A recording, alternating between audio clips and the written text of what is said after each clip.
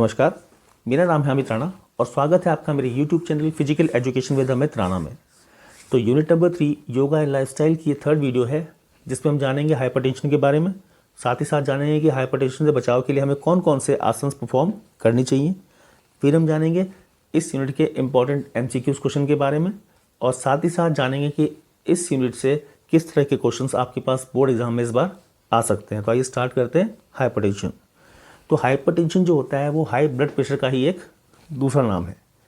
आप सब जानते हैं कि हमारा जो हार्ट है वो ब्लड को पंप करता है, उसके बाद ब्लड का सर्कुलेशन होता है पूरी बॉडी में। तो कभी कभी क्या होता है कि ये प्रेशर बढ़ जाता है और जब ये प्रेशर बढ़ जाता है तो उसे हम क्या बोलते हैं, हाई ब्लड प्रेशर।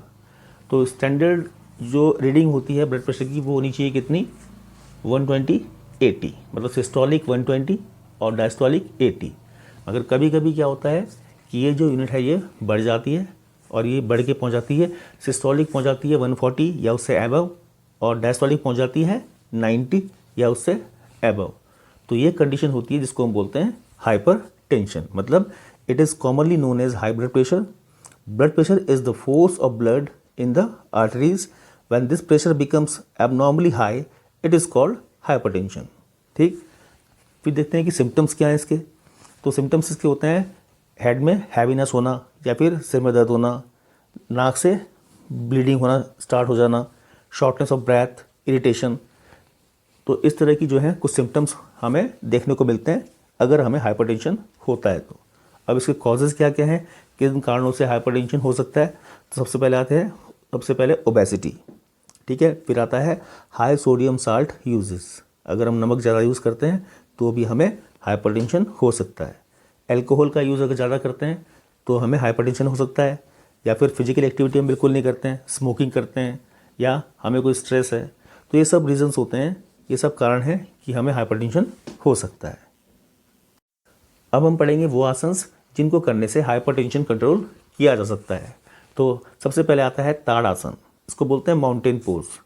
तो उसमें क्या होता है, in this asana person stands on toes, slowly raise both hands as much as possible while coming on toes.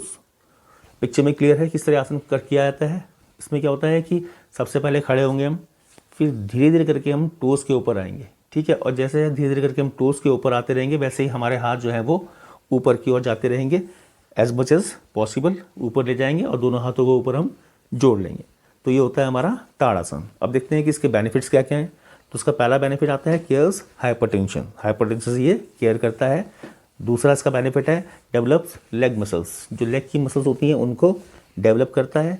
तीसरा इसका बेनिफिट है इंक्रीजेज हाइट ऑफ चिल्ड्रन, मतलब कि बच्चे अगर इस आसन को परफॉर्म करते हैं तो उनकी हाइट जो है वो इंक्रीज होती है।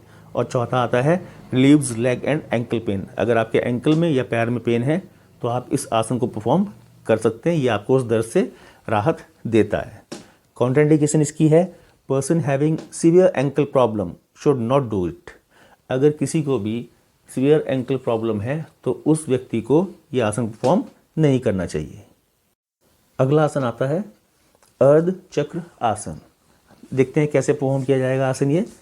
From standing position start bending backwards, extend the arms overhead with palm facing each other, push the pelvis forward while keeping the arms in line with ears and elbow and knees should be straight।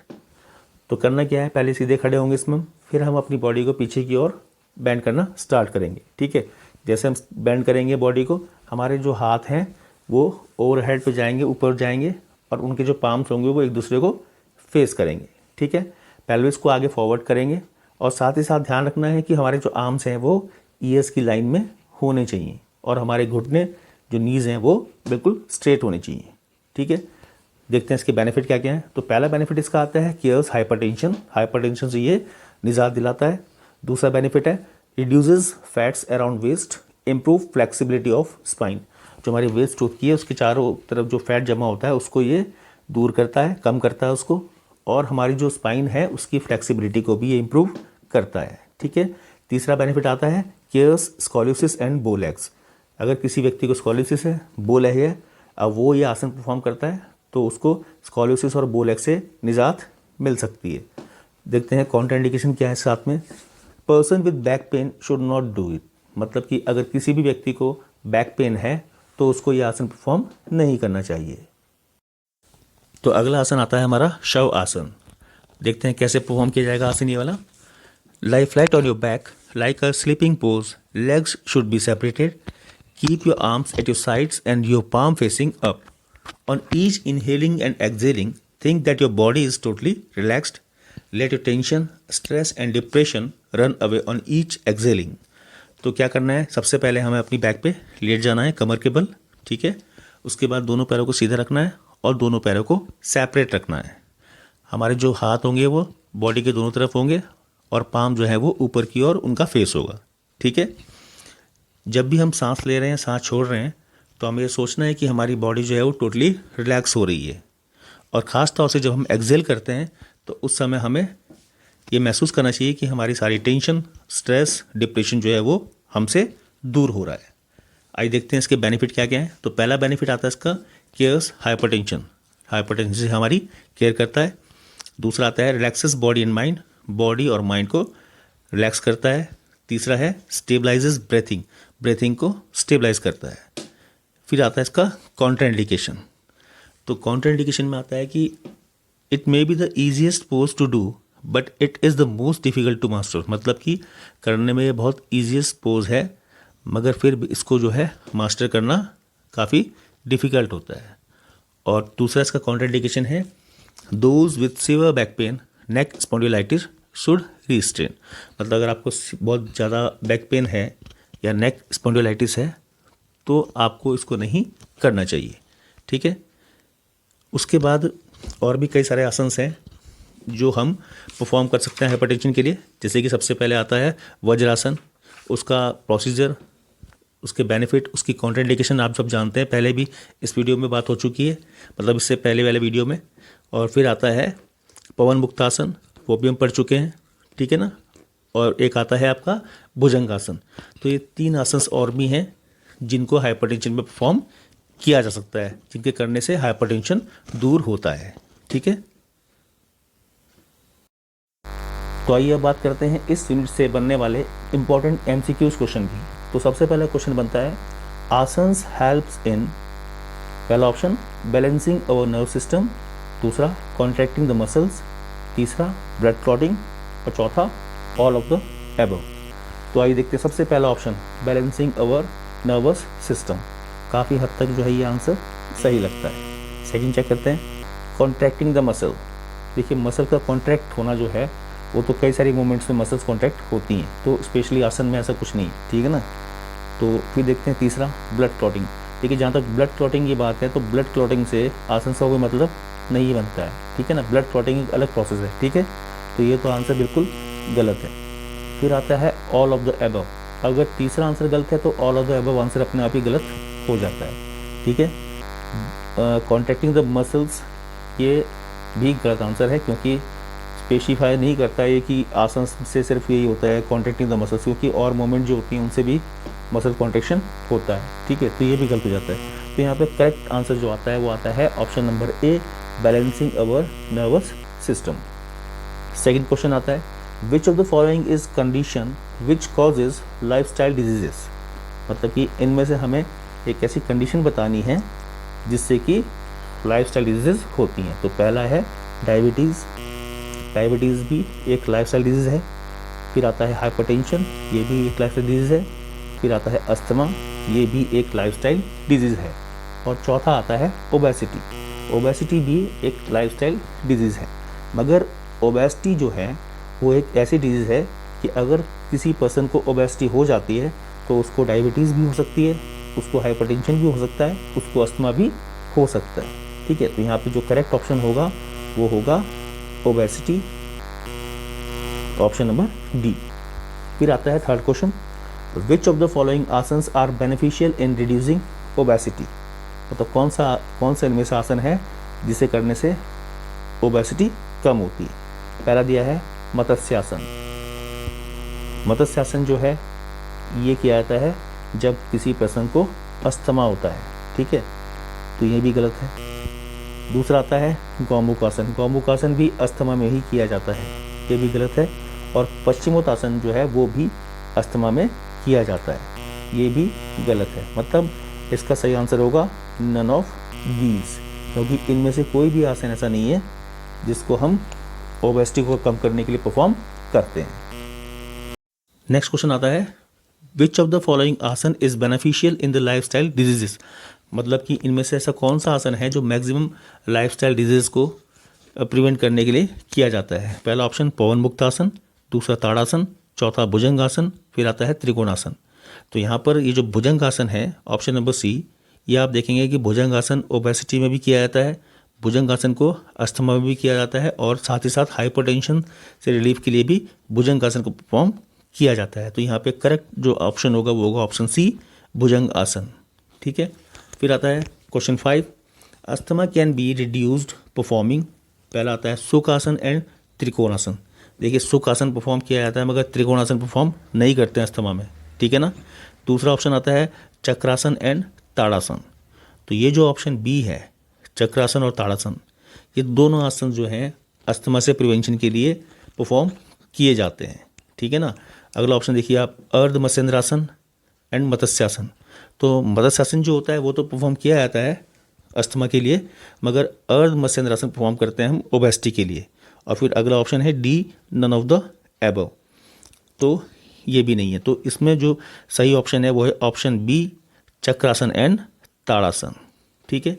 Next question बनता है question number 6, dash dash dash is done in a sitting posture, मतलब कौन सा आसन जो है इनमें से सिटिंग पोस्चर में किया जाता है। देखिए पहला आसन भुजंगासन, ये भी लेट के परफॉर्म होता है।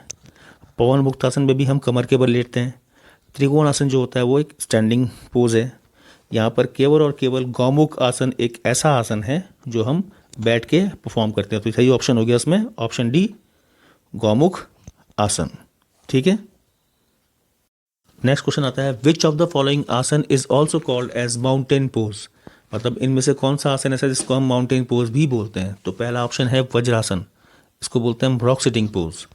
दूसरा आसन है ताड़ासन, ताड़ासन को बोलते हैं हम माउंटेन पोज, ठीक है ना। तो यहाँ पे करेक्ट ऑप्शन कौन सा है, ऑप्शन नंबर बी ताड़ासन, ठीक है ना। गौमुख आसन जो अगला दिया हुआ है उसका क्या हो गया काउफिस है, काउफिस होता है, ठीक है ना। फिर है त्रिकोणासन, इसको बोलते हैं हम ट्रायंगुलर पोज। तो यहाँ पे सही ऑप्शन है option number B. Next question आता है out of the following asana which one is contraindicated if suffering high blood pressure और हार्ट प्रॉब्लम्स, मतलब इनमें से कौन सा आसन ऐसा है कि अगर आपको हाइपरटेंशन है या आपको हार्ट की प्रॉब्लम है तो ये परफॉर्म नहीं करना चाहिए। तो पहला ऑप्शन दिया है सुखासन। सुखासन एक इजी पोज है जिसको आप आराम से बैठ के करते हैं, तो ये तो गलत है। फिर गौमुखासन, गौमुखासन भी जो है सिटिंग पोज है जिसको कि आराम से बैठ के आप कर सकते हैं, ठीक है ना। फिर है पवन मुक्त आसन और है ऑल ऑफ दीज। तो ऑल ऑफ दीज तो होगा नहीं, ठीक है, क्योंकि सुखासन गौमुखासन जो है उनकी ऐसी कोई कॉन्ट्राइंडिकेशन नहीं है कि आप हाइपरटेंशन और हार्ट प्रॉब्लम में नहीं कर सकते। तो यहाँ पे जो सही ऑप्शन है वो आता है ऑप्शन नंबर सी पवन मुक्त आसन। फिर बढ़ते हैं नेक्स्ट क्वेश्चन की ओर। नेक्स्ट क्वेश्चन है which one of the following asana is most beneficial for improving body posture, मतलब बॉडी पोस्चर को इम्प्रूव करने में इनमें से कौन सा आसन जो है ज़्यादा बेनिफिट देता है। तो पहला है ताड़ासन, फिर है गौमुखासन, फिर है शवासन और फिर लिखा है नन ऑफ द एबव। तो यहाँ पर जो है सही ऑप्शन होगा ताड़ासन, क्योंकि ताड़ासन जो है एक ऐसा आसन है जो कि बॉडी पोस्चर को इम्प्रूव करने में हेल्पफुल होता है। नेक्स्ट क्वेश्चन आता है which of the following is a contraindication for shavasana, मतलब इनमें से अगर आपको कौन सी प्रॉब्लम है तो आप शवासन नहीं कर सकते हैं। तो देखिए पहला ऑप्शन है हाई ब्लड प्रेशर, तो शवासन इसी के लिए किया जाता है, ठीक है ना। तो ये तो गलत हो गया ना, ये तो हो नहीं सकता। फिर आया ओबेसिटी, तो ओबेसिटी में भी ऐसा कुछ नहीं है कि आप अगर ओबेस हैं तो आप शवासन परफॉर्म नहीं करेंगे।